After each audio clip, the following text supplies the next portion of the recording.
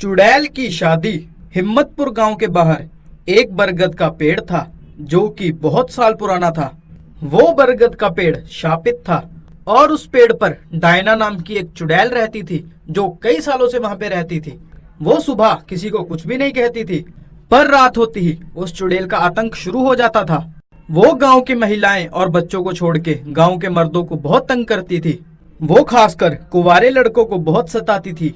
गांव में शहर से कुछ लड़के रहने आते हैं और चुड़ैल उन्हें देख लेती है। आज मैं बहुत अच्छे मूड में हूँ। आज गांव में कुछ लड़के आए हैं रहने के लिए। ये तो नौजवान हैं। आज मैं इनमें से किसी एक के साथ शादी करके ही रहूंगी। अरे वो देखो, एक सुंदर नौजवान कैसे वहाँ पे खड़ा है। अभी इसके पास जाती हूँ। वो चुड़ैल बरगद के पेड़ के ऊपर से उड़कर उस नौजवान के पास जाती है। अरे ओ सुंदर लड़के, मुझसे शादी करेगा? लड़का उस डायना चुड़ैल को देखकर बहुत डर जाता है और बिना कुछ बोले वहाँ से भाग जाता है। अरे बचाओ बचाओ, मुझे बचाओ, ये चुड़ैल मेरे पीछे पड़ गई है, बचाओ मुझे बचाओ। लगता है अपने घर वालों का आशीर्वाद लेकर ही मुझसे शादी करेगा। एक दिन उस गांव में राजू आया जो कि अपने नाना नानी से मिलने शहर से आया था। राजू जैसे ही बस से उतरा उस चुड़ैल की नजर उस पे पड़ गई। वो उसके साथ साथ गांव के रास्ते पे चल पड़ी। थोड़ी दूर जाने के बाद वो उसके एकदम सामने आ गई और कहने लगी, तुम बहुत सुंदर लड़के हो, क्या तुम मुझसे शादी करोगे? राजू ने उसकी तरफ देखा। एक काली सी चुड़ैल उसके तरफ गंदे तरीके से घूर रही है। राजू ने उसकी तरफ देखा, वो उससे बिल्कुल नहीं डरा, उल्टा मुस्कुराकर उसे कहने लगा, अरे चुड़ैल जी, आप तो बहुत सुंदर हैं। आपको तो आपके टक्कर का ही मिलना चाहिए। अरे चुड़ैल जी, मैं तो आपके काबिल बिल्कुल भी नहीं हूँ। आपको तो किसी भूत के साथ ही शादी करनी चाहिए। तुम तो बहुत समझदार हो। बात तो एकदम ठीक कही है तुमने, पर मुझे देखकर तो अच्छे अच्छे भूतों की भी हवा निकल जाती है।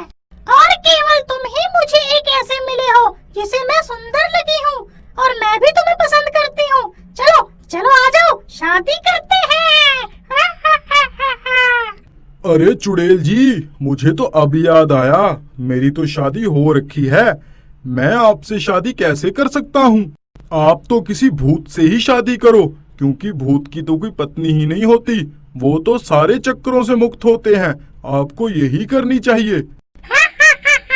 हाँ, ये बात भी तुमने ठीक कही है। अब तो मैं तुम्हारी बातों से बोर हो गई हूँ, क्योंकि तुम तो डर ही नहीं रहे हो, और मुझे लोगों को डराने में ही मजा आता है। अरे अरे चुड़ैल जी, आप जा रही हैं? रुकिए रुकिए, मेरी बात तो सुनिए चुड़ैल जी। अरे तुमने तो मेरा मूड ही बदल दिया। अब मैं काली पहाड़ी वाले भूत के पास जा रही हूँ और उससे शादी की बात करूँगी। चुड़ैल हमेशा के लिए हिम्मतपुर गांव छोड़ के चले जाती है और फिर कभी वो वापस नहीं आती। सभी गांव वालों को लगता है उसने काली पहाड़ी वाले भूत से शादी कर ली। एक बार की बात है, चंदनपुर नाम के गांव में एक भी ऑटो वाला नहीं होता था। तभी एक दिन उस गांव में एक ऑटो वाला आ गया। गांव के सभी लोग उस ऑटो वाले के बारे में ही बात कर रहे थे। अरे देखो भाई, हमारे गांव में भी ऑटो आ गई। अब हमें कहीं पे जाना हो तो हम भी जा सकते हैं। लोगों को कुछ भी काम होता, लोग उस ऑटो से ही जाते। एक दिन एक औरत का आधा खाया हुआ शरीर एक खेत में पड़ा हुआ था। पूरे गांव में उस औरत के मरने की खबर आग की तरह फैल जाती है। अरे भाई, तुमने सुना है क्या? गांव में एक औरत का शरीर आधा खाया हुआ पड़ा था। गांव से कोई ना कोई व्यक्ति रोज गायब हो रहा है। मैंने तो अपने बाबूजी को बोल दिया है, कोई भी घर से बाहर नहीं निकलेगा। थोड़ी देर बाद बात करने के बाद सोनू अपने घर चले जाता है और अपने बाबूजी को आवाज लगाता है। अरे बाबूजी, कहाँ हो आप? बेटा सोनू, क्या बात हो गई? इतना चिल्ला क्यों रहे हो? बाबूजी, बिना काम के आप अब बाहर नहीं जाया करेंगे। गांव में मरने की खबरें बहुत ज्यादा बढ़ रही हैं। ठीक है सोनू बेटा, मैं बिना काम के बाहर नहीं जाया करूंगा। अगले दिन एक और व्यक्ति की लाश खेत में पड़ी मिलती है, वो भी आधी खाई हुई होती है। पूरे गांव में बहुत ज्यादा दहशत फैल जाती है। अरे सोनू बेटा, मुझे पोस्ट ऑफिस में बहुत जरूरी काम है। क्या तुम मेरे साथ चलोगे? पिताजी, मैं पहले ही बहुत लेट हो चुका हूँ काम पे जाने के लिए, आप फिर कभी चले जाना। सोनू बेटा, बहुत जरूरी काम है, इसलिए जाना ही पड़ेगा। ठीक है पिताजी, आप जाइए, पर अपना ख्याल रखना और ऑटो से ही जाना। कोई भी जरूरी काम हो तो मुझे फोन कर देना, मैं आ जाऊंगा। गांव में बहुत सारे लोग गायब हो चुके हैं पिताजी, आप अपना ध्यान रखना। ठीक है सोनू बेटा, तुम भी अपना ध्यान रखना। इतना बोलकर सोनू काम के लिए निकल जाता है और सोनू के पिता पोस्ट ऑफिस जाने के लिए निकल जाते हैं। सोनू सही कहता है, मुझे ध्यान रखना होगा और चौकन्ना रहना पड़ेगा, कहीं मैं भी श्यामलाल की तरह गायब ना हो जाऊं। फिर उसके पिता ऑटो वाले का इंतजार करने लगते हैं।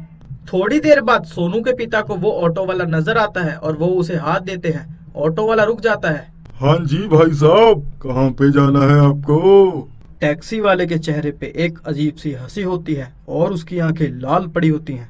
बेटा, मुझे पोस्ट ऑफिस तक जाना है, क्या तुम मुझे पोस्ट ऑफिस तक छोड़ दोगे? जी हाँ, क्यों नहीं छोड़ेंगे, जल्दी से बैठ जाइए। सोनू के पिताजी उस ऑटो में बैठ जाते हैं और वो ऑटो वाला चल पड़ता है। ऑटो वाला थोड़ी आगे जाकर मन ही मन सोचता है, आज तो एक और शिकार हाथ लग गया, आज तो मजा आएगा, रात की दावत होगी। सुनिए भाई साहब, मुझे जरा अपने घर से खाना लेना है, अगर अभी ले लूंगा तो ठीक रहेगा, नहीं तो बाद में दिक्कत हो जाएगी। मेरा घर ये पास में ही है, ज्यादा समय नहीं लगेगा, आप बोलो तो मैं ले लूं।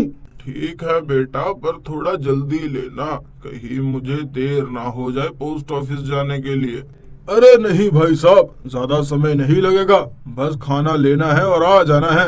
ऑटो वाले का घर गांव के एकदम अंत में होता है, जो कि बहुत सुनसान सा रास्ता होता है। अरे बेटा, तुम्हारा घर तो बहुत दूर है और ये रास्ता भी कितना सुनसान है। हाँ, यही है मेरा घर, यहाँ पे तेरी चीखने चिल्लाने की आवाज कोई भी नहीं सुन पाएगा। सोनू के पिताजी बहुत घबरा जाते हैं। वो ऑटो से भागने की कोशिश करते हैं, पर ऑटो इतनी तेज होता है कि वो नहीं भाग पाते। अरे ओ बूढ़े, भागने की कोशिश मत कर, नहीं तुझे मैं अभी के अभी मार दूंगा। फिर वो ऑटो वाला अपने घर के बाहर ऑटो रोकता है। वहाँ आसपास कोई भी नहीं रहता, उसका घर अकेला ही होता है। वो सोनू के पिताजी को जोर जबरदस्ती से घर के अंदर ले जाता है। बचाओ, मुझे कोई बचाओ, मुझे कोई इससे बचाओ। सोनू के पिताजी बहुत चीखते चिल्लाते हैं, पर कोई भी उनकी आवाज नहीं सुन पाता, क्योंकि वो इलाका एकदम सुनसान होता है। ऑटो वाला उसे अपने घर के अंदर ले जाता है। अरे ओ बूढ़े, देख, तुझे भी अब इनके साथ यहीं पे रहना पड़ेगा, अगर ज्यादा होशियारी की तो सबसे पहले तेरा नंबर लगा दूंगा। सोनू के पिता देखते हैं जो गांव वाले गांव से गायब हो जाते थे, उनको इस ऑटो वाले ने ही गायब किया था और उनको एक जगह पे इकट्ठा करके बंदी बनाया हुआ था। सोनू के पिता ये सब देखकर बोलते हैं, दुष्ट पापी, तो वो तू है जो गांव के सभी लोगों को गायब कर रहा है। तुझे शर्म नहीं आती? इनके घर वाले कितना परेशान हो रहे होंगे, इनको अभी के अभी छोड़ दे। भगवान से डर बेटा, भगवान से डर। भगवान? कैसा भगवान? इतना बोलते ही वो ऑटो वाला अपने असली रूप में आ जाता है। आखिरकार वो दिन आ ही गया, मुझे मेरी शैतानी शक्तियां आज मिल गई।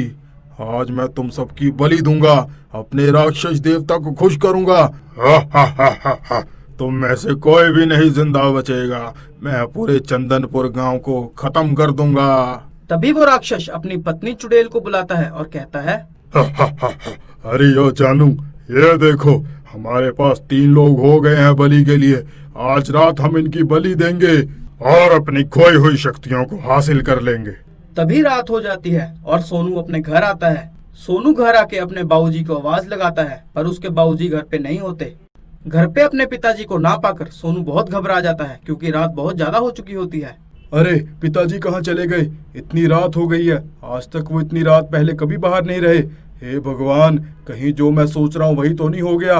नहीं नहीं, ऐसा नहीं हो सकता, मैं अभी पता करता हूँ, मैं अभी पड़ोसियों को जाके पूछता हूँ। सोनू के पिता के गुमशुदा होने की खबर पूरे गांव में आग की तरह फैल जाती है। सभी गांव वाले इकट्ठे हो जाते हैं। अरे गांव वालों, मेरे पिताजी भी बाकी लोगों की तरह गायब हो चुके हैं, आप मेरी मदद कीजिए, मेरे पिताजी को ढूंढने में मेरी मदद कीजिए। हाँ भाई सोनू, हम तुम्हारी मदद जरूर करेंगे। अरे हाँ भाइयों, अपने अपने हथियार साथ में ले जाना, क्योंकि हमें जंगल की तरफ भी जाना पड़ सकता है। चलो, हमें समय नहीं गंवाना चाहिए, जल्दी से हमें सोनू के पिताजी को ढूंढना चाहिए। तभी सभी गांव वाले सोनू के पिताजी को ढूंढने के लिए एकजुट होकर अपने हथियार साथ में लेकर जंगल की तरफ निकल पड़े। वहीं दूसरी तरफ भूत और उसकी पत्नी चुड़ैल सोनू के पिताजी को जंगल के पास वाले खेतों में ले जाके उसकी बलि देने की तैयारी करते हैं।